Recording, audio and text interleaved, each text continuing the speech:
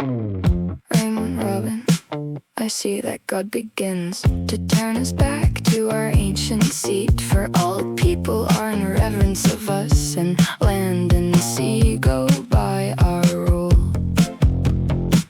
And you will find the true word that I told you last year, that now we will have season.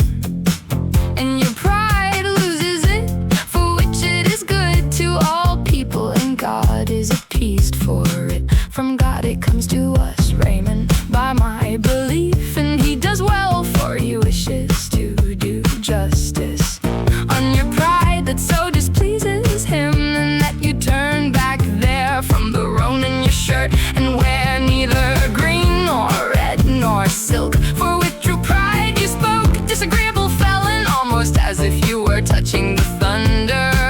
But your pride must henceforth fall. Raimon, Robin, and you, I see no salvation if you do not put yourself entirely in the order of the French, like those of Provence. Then you will be a serf for hot and for cold, or if you wish that one have mercy on you, send here plenty of your bezants. Do not seem like he who was another time, Lord Uke the fool. He knows who made the payment. You can be secure all the season, for the old woman from whom you know one was guides you here as her lover. So much she is paid for it.